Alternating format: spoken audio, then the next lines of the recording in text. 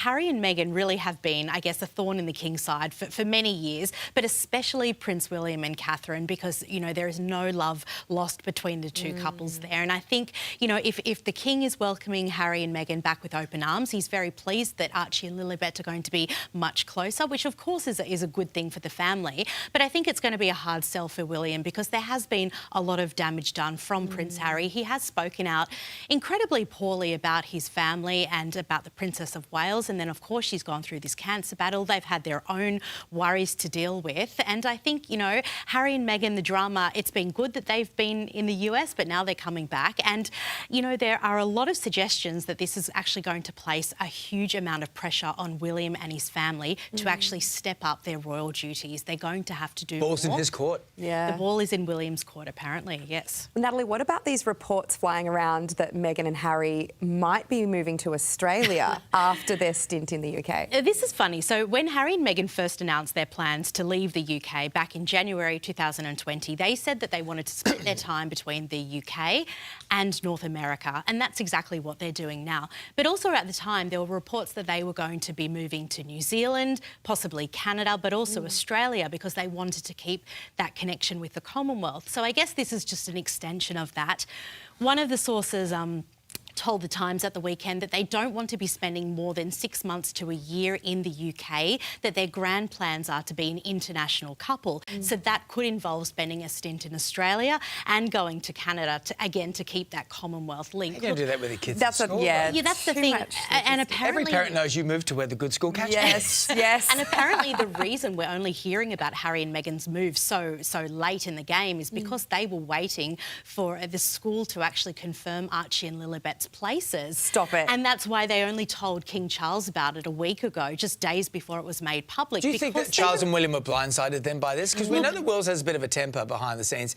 Do you really think that they didn't know and how angry that maybe Wills might be? I would say there was a bit of an element of the royal family being kept in the dark. I think, you know, when Harry went to Highgrove to see his father on July 10, apparently this issue of a UK return was not discussed at all. And that may sound like extremely crazy to you and I, but I think, you know, Harry and Meghan, they were waiting for those school places to open up for their children, and when they got the call the other day, that's when they told King Charles. I think they would have kept William in the dark for a little bit longer because, yes, there is no dialogue between the two brothers, but if they're going to move to Australia, David, to answer your question, I would say that's highly unlikely. However, we know with the Sussexes, anything is possible with them at this point, really. I mean, this move that they're moving back to the UK, it surprised so many of us, but really did it? I mean, the warning signs had been there for some time. She was on MasterChef. They love her here in Australia. Yeah. Do a few more shows, travel guides with Meghan? True. That would be great, travel guides, bring her to 9. Look, I think Meghan has spoken about her love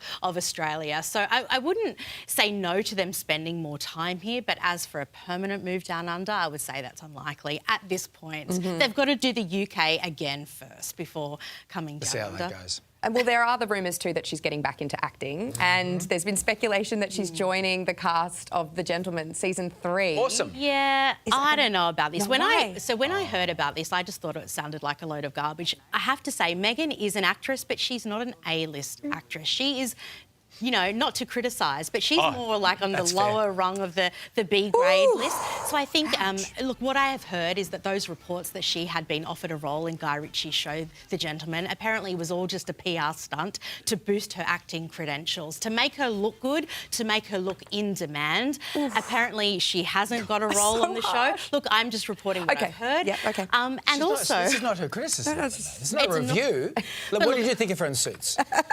Look, I was not a Suits watcher. See, there you go. I only All become well, a if you're not Meghan, going to go mudding with Lewis, then I don't know if I can take this But look, seriously. I just have to say, look, Meghan is sacrificing a lot by going to the UK. However, there's got to be some sort of benefit for her too, whether that is aligning her children closer to the king for their futures. Perhaps that's what she is getting out of it. But look, Harry gave up a lot to move the king's old to the US. now, right? Well, she has to be getting something out of this, I think. But he's 78. He's been through lots of bouts of cancer. We actually don't know if he's gotten through that or not, if he's still doing some treatments here and there. And I think that is the sad reality behind the scenes. I mean, you know, there have been suggestions that the King's health has declined and that is the reason why Harry and Meghan are going back. I would say let's hope not, but regardless, if you do have someone close to you who is going through cancer or a serious illness, of course you would like to be close to them. And Harry sitting down in front of him might have gone, oh, OK. Yes. Yeah, the reality might have set in. And also you'd want your children to have some time with their grandfather while there is that time available. I really hope that that is the reason for this. But we kind of also know that they left because of the scrutiny and the security concerns. Right. So how are they going to handle that going back? Yeah, well, it was just over a year ago, Harry said that he could never take his wife and children back to the UK because they would get absolutely hounded by the paparazzi or the security threats against them. And now he's really changed his tune. But we saw last month in July that he was able to take Meghan and the children to the UK. They weren't photographed. They weren't chased by the paparazzi. They were able to come and go without all that media storm. But I guess, look, apparently his security is being reviewed at the moment. There could be sort of an arrangement tailor-made for them until a permanent solution. They have to do something about it. Well, the reality is... He's born a royal. They have to pay for it. He's in line for the throne and, you know, his children are in line for the throne. He is a high-profile royal. He is really... he should get some level of protection. Whether or not it's taxpayer-funded, that's another thing. And I think, yeah, we'll hopefully hear something about that soon. Yeah. You're right, Nat. Yeah. Well, that was a lot to unpack there, Nat. Thank Good to you, see Nat. you. Thank you. So much.